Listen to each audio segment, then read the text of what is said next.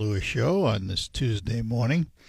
And today we are going to continue our theme of food and for those in need. And we are going to talk about the Eastside Soup Kitchen and Thanksgiving and all of that with the gal who's in charge. She runs the program, and she is Diane Keenan. Good morning. Good morning, Art. Good to see you. Eastside Soup Kitchen, I think for those that don't know, and we don't talk about it that much, a little history of it. What do you know about the history of the soup kitchen? In 2026, we have our 46th year of serving meals and hope in the heart of Saginaw. It started how? It started in a church, didn't it? It started in the basement of a church down Genesee Avenue, not far from where we're located now. My understanding is that Pastor Griffith and his wife started with 15 guests and serving them meals. And now it has continued over the years now to you grow. Do 16. Yeah. So now we're doing up to 800 meals a day. Do you really? Yes, we do. And how many of those eat in and how many get taken out? So we have, it's about the same. We serve in our dining room, of course, and then we have a drive-through service, and then we also provide meals for after-school youth programs. I knew that because the American Culinary Federation Flint-Saginaw chapter was supportive of the after-school stuff. Yes. Yeah. So who's eligible to come to the Eastside Soup Kitchen and enjoy a meal with you? We welcome anybody and everybody. You don't have to have proof of income, or we don't need any of your personal information. If you're hungry and you want a meal, come and see us. So let's talk about the big meal of the year. Yes. Coming up Thursday is Thanksgiving Day. When do you do your Thanksgiving, and what do you do for Thanksgiving?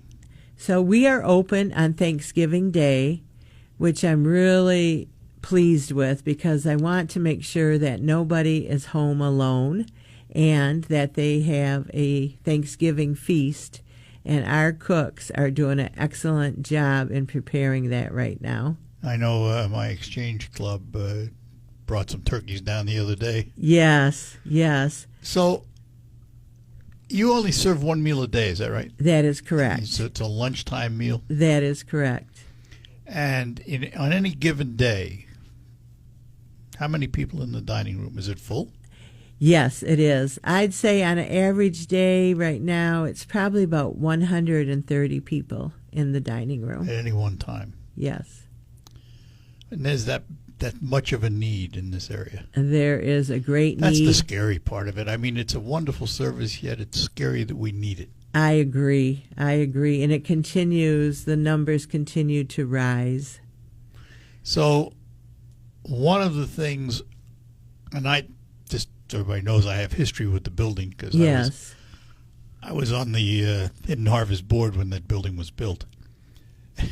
And I have to chuckle in this day and age because the time we raised $3.2 million for a whole building construction. And now you had to raise how much for the addition? $8.8 million.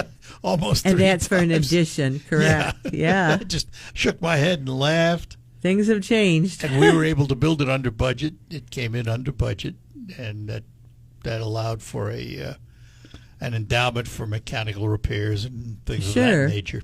Right. So it was really, it was an exciting project to be a part of, to see it happen. It was needed, and, here we are, how many years later? I know it. Looking to expand it. Yes. What's the expansion going to be? So the expansion is going to be for the entire Hunger Solution Center, which houses Hidden Harvest, a food rescue agency, and the Eastside Soup Kitchen.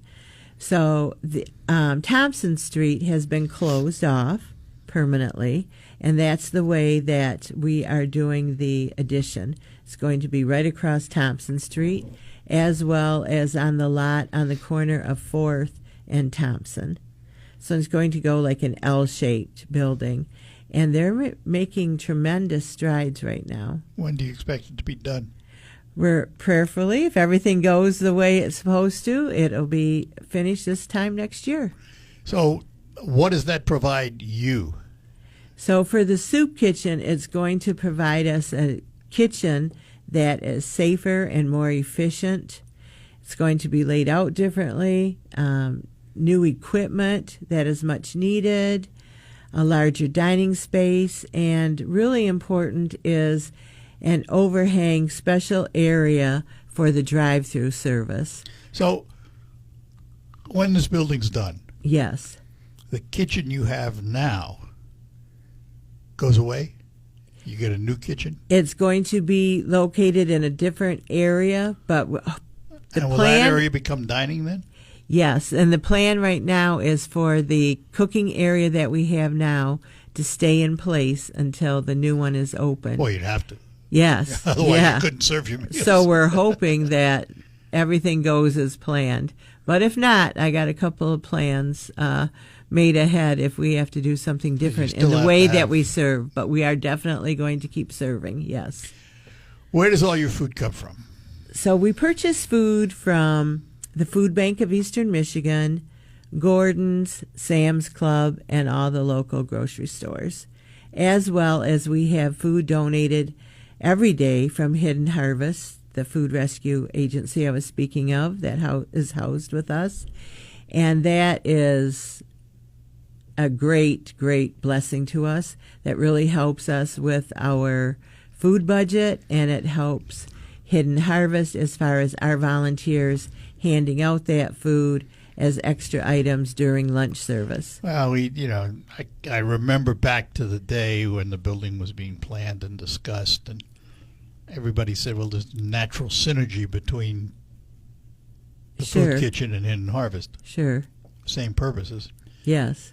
So you have this new building coming online. Where does all your funding come from? So we've applied for, so there is a committee, and that capital campaign committee is chaired by Jim Dwyer. And we have great folks on this committee, and grants have been written, all sorts of requests. Right now we have something that we're launching called Pass Your Plate, and that is where you take a dinner plate and you pass it from one person to another, and it's a great experience for a family because you can tell your children, hey, let's give up our meal for Friday night instead of going out to dinner. Let's donate that to the Hunger Solution Center campaign, and that money will make a great impact for many, many people, and we'll just stay home and eat tonight. Or you could give up your latte, or you could give up a Diet Coke, whatever it is that you have. And so, money, obviously, any agency like yours has to have funding. Yes, we do. So you have two different kinds, though. You've got the capital funding for that extension that's being built. Yes. Where do you get your operating funding from?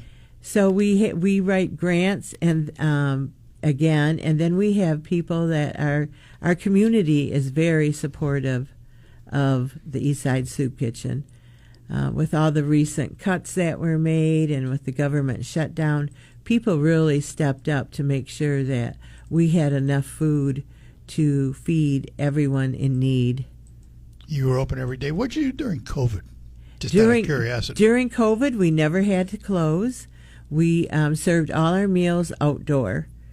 So we had a walk-up line and a drive-through line. And that's where we realized that we needed drive-through service for folks that were unable to come inside. Because you never shut it down after that. No, we did not. It continues today. Yes. And how well is it used? Oh, extremely. So they are extremely busy outdoors. So we have folks that come through there that may be on a lunch hour, but they're working poor, which means the Alice population. We have elderly folks that come through there. We have some parents with younger children that are unable to come in because of their children's maybe a physical challenge or something. So it is utilized. All right, Diane, hang on. You got to take a break. We're talking to Diane Keenan. She heads up the Eastside Soup Kitchen in Saginaw. Let me ask how your sleep was last night, because you know in this day and age we're asked to do more for less. So when you go to bed and theoretically you spend a third of your life there, you need quality sleep. And you can get it with a quality mattress from Sanitary Mattress. Now you can visit all the so-called sleep stores, or you can rest assured your mattress is manufactured right here in the Great Lakes Bay region to your specifications. Your time in bed may be cut short by today's demanding world, but don't be fooled. You can still get a quality good night's sleep on a Sanitary Mattress. They feature a 1-hour delivery window of your mattress to your home, so you don't have to wait around all day. And by the way, if you have an RV or a boat, Sanitary Mattress will custom make a mattress for you to your exact size, something the box stores can't do. Visit the Sanitary Mattress Factory and Showroom at 5343 Janes Road in Saginaw, just east of the Harry Brown Airport. Visit them online at sanitarymattress.com or give them a call at 989-753-1757. Sanitary Mattress, serving the Great Lakes Bay region since 1935. Just how good is Pure?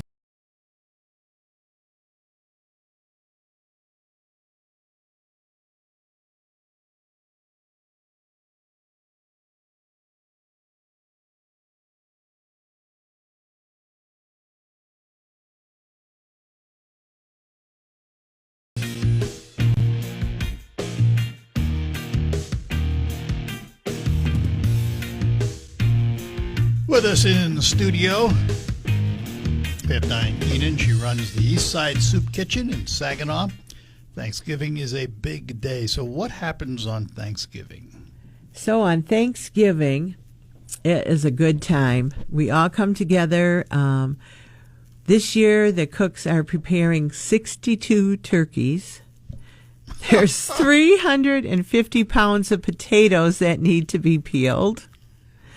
Tomorrow we'll pick up, probably 100 pies from St. Thomas Aquinas. Every year they provide pies for us. And then later in the afternoon, the Nouvelle students and parents come in and they will cut all those pies. So it's a fun time. It's a lot of work for everyone, but it's, all our volunteers step up. And on Thanksgiving Day, then we also will be giving away, hats and gloves, and we'll have live music. So it's just a really nice day, and it's a traditional meal. We'll come back to that, but you mentioned something earlier before we went on the air about food distribution.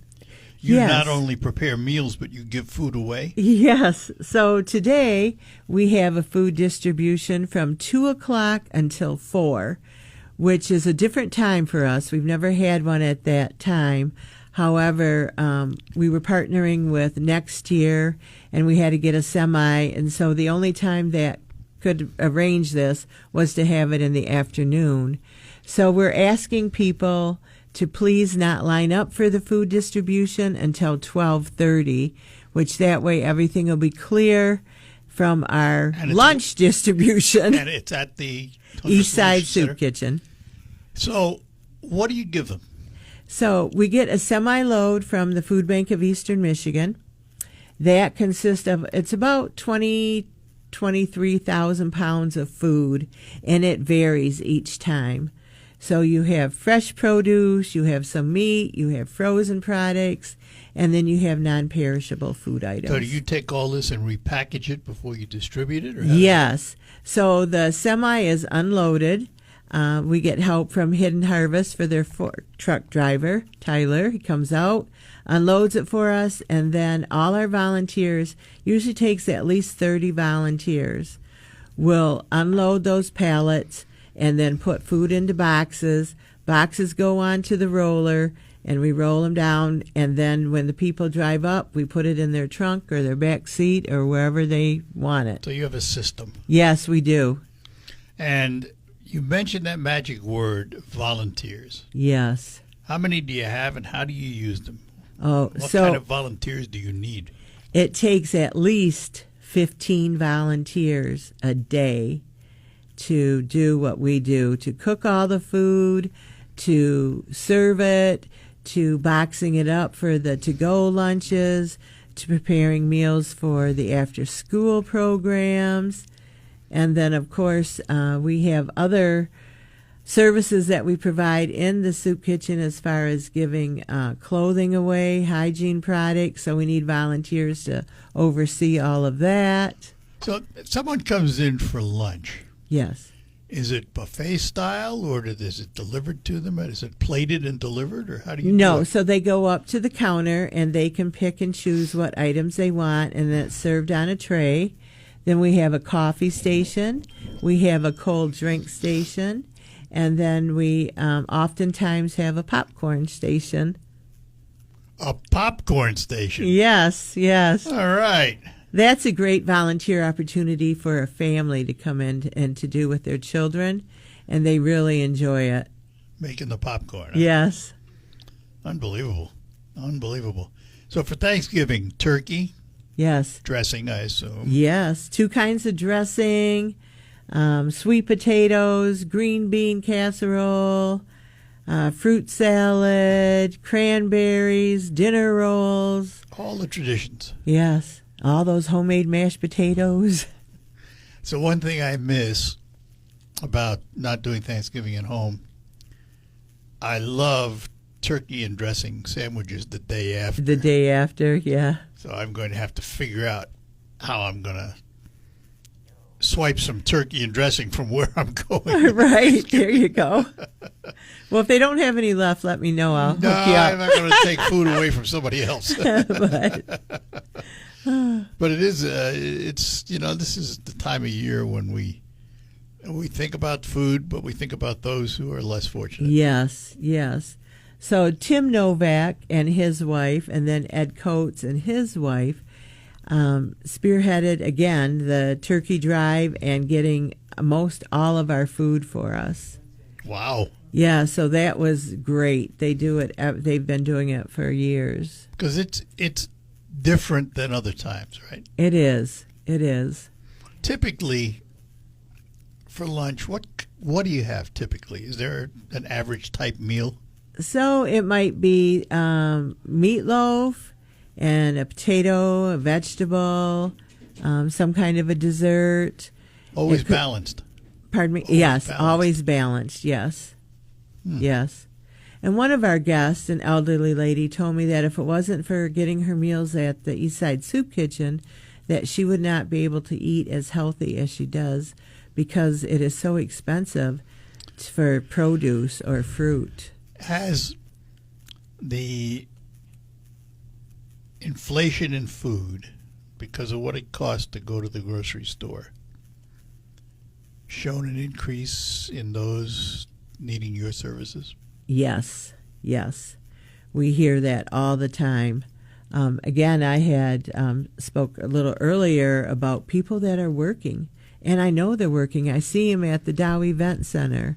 I see them at car washes. I see them at restaurants. They're working, but they need help because the time they pay their rent or car payment or house Child payment, support. they just can't afford to get the food. And there's several grandparents that are raising their grandchildren, and of course they're on a limited income, so they need that help as well. But you do all of this without any income test. Everybody's welcome on an honor system. Yes. It's pretty amazing, and you've been at it a long time. 46 years. That's a lot of food, Yes. a lot of meals. Yes. And you're up to what, 800 a day, you said, Yes. roughly? Yes. Oh. Yeah. And, you know, that's a lot of food in one meal.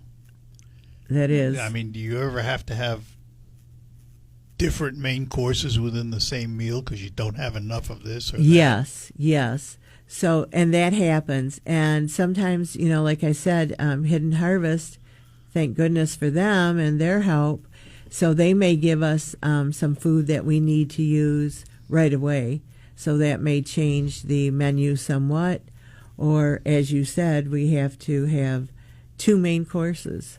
You know, somebody might get spaghetti and the next person might get something a little different from that.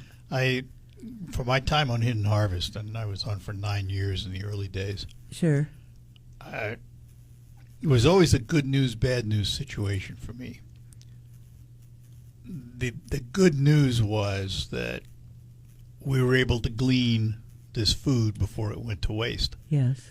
The bad news was there's all that food that potentially is going to go to waste. I know it. And that's scary. It is and scary. We had the folks here earlier, and Tina from the New Food Club was talking about 40% of donated and other foods go to waste. Yes. And I'm going, man, that could feed a lot of people. It could. It could. I think that all the time, or when I'm out and about, and I see wasted food, or you'll ask at the restaurant what they do at the end of the day with their food, and a lot of them just throw it out. Well, if it's already been prepared and in the steam table, they have no choice. Yes. But if it's still in the refrigerator and they haven't done anything with it yet, exactly, yes. that's a whole other story. Right. All and right. we do receive food from Chick-fil-A twice a week. Do you really? Yes, and so that is awesome. And our guests really enjoy that. I'll bet they do. Yes, yes. Yeah. Well, that's the new place right down the road here. Yes, yes. Good deal. All right, we'll take a break, come back. We'll talk more with Diane when we return. It's a joy to watch your kids grow.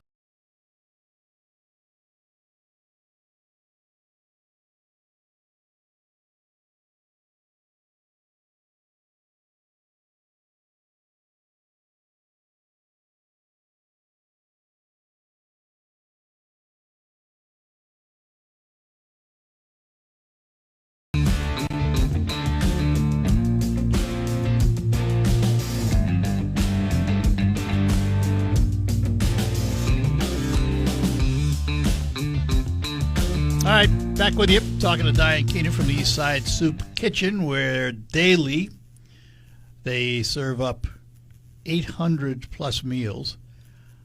Monday through what? Is it Monday through Friday. Monday through Friday. You Yes. don't do anything on the weekends. No, unless there is a fifth Friday in a month, with the exception of November, then we serve breakfast on Saturday morning, if there's a fifth Saturday, and we serve that from 9 a.m. until 10:30. Wow. Yes.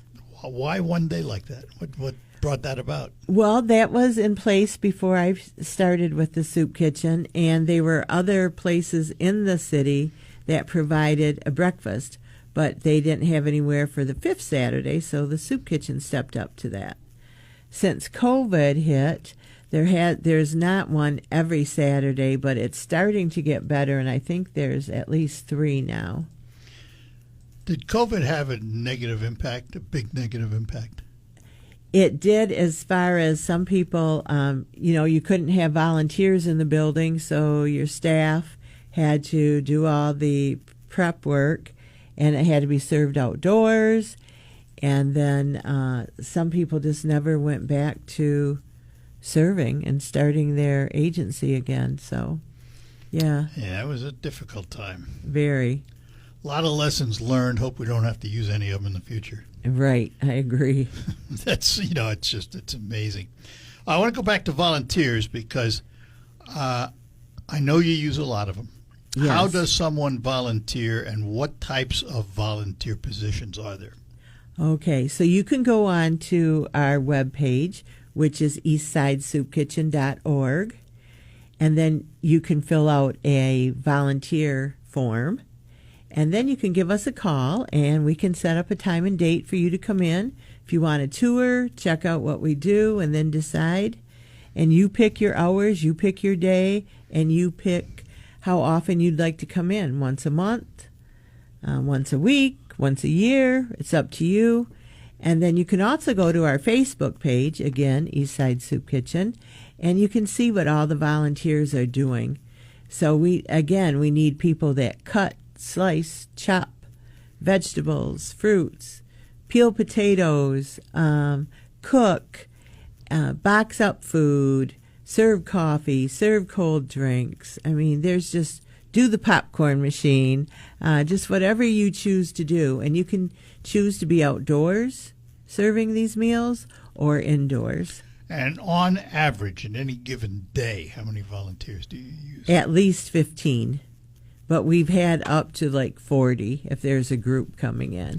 And Now, we find something for everybody to do. I assume, bad word, but I assume that they're not all there at lunchtime, because if they're prepping, they got to be there in the morning, right? Yes.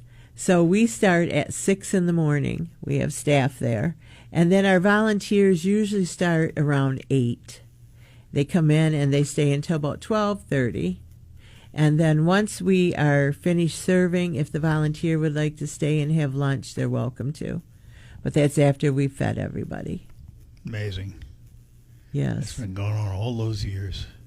And then talking about volunteers, like for this Thanksgiving meal, we are partnering with the First Ward Community Center, and they are providing 2 vans to transport our guests to and from the soup kitchen, because the buses aren't running on Thanksgiving, and a lot of our guests either take the bus or they walk to get their meals. So you're on the bus route. Yes, we They are. make a stop Route there. 5, yes, right in front of the soup kitchen.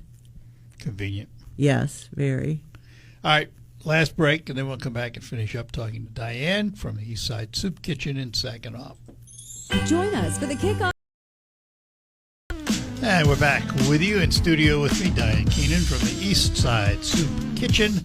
Having a bit of an issue with their website right now, so go to the Facebook page Yes, please. while they check on the issue with their website. In the meantime, are you all set for volunteers for Thursday? We are. The community really steps up for the holidays. Basically, one of the reasons is because a lot of people are off that day, so from work, and so they want to come in with their families and volunteer. Another reason we're finding is a lot of people would be alone, so they would rather come in and help. Yeah. Let's go back to the construction, Yes. because the Hunger Solutions Center, aptly named, has been around now. I forgot how many years it's been. 20 years, It's a little been, over I was going 20. to say, Yes. it's been about that long. Yes. And not only any 20-year-old building can use a refreshment, but it's as it turns out, we always thought it was big enough, but not the case anymore. It was for 20 years, but yeah. Well, with Hidden Harvest, Both agencies have grown. well, back then they were collecting 1 million, 1.2 million pounds of food. The last I saw, they were close to 3, if not over. Yes. You got to have a place to put that, so they need freezer space and That's storage correct. space. And your demand for service has increased, so you need table space and a new Right. kitchen and all of that. So it's time. It is time. And Hidden Harvest, they service the Great Lakes Bay region, so they're all over the place. Well, when the building was built, it was the first time that any of us can recollect in our knowledge. All the foundations were gathered in one room. Yeah. The first one gave, the rest dropped like dominoes.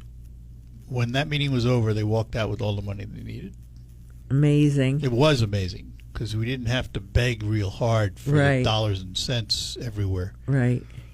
And then the building was built at least a couple of $100,000 under budget. And it was quite the project. We had Yes. the fellow who headed it up was a retired property developer for Dow. He used to build Dow yes. buildings. Yes. Orrin was his first name. And he'd come in with reports, everything to the penny. Yes. How many hours they spent on this, how much this cost, we're going to do this, it'll save this. I just sat there shaking my head at the stuff that was coming out. I had no idea what went into Right. a building project like that. And it was all done on time, under budget. And we all went, hallelujah. Yes, I know you But did. then we had to go back to the foundations and ask if we could keep the overage as a endowment Sure. for maintenance and things. They all said yes. I mean, it was no givebacks. Right. It was amazing. Amazing, absolutely amazing. And the community support has been big for Hidden Harvest Yes. and the Soup Kitchen. Yes. But in this day and age, the need has never been greater. And That's a that's sad true. commentary. That's true. With all the wealth of this nation, it's a sad commentary that that we have the need that we have, and that you're sitting there serving 800 meals a day, Yes. and you're only doing one, just lunch. Yes.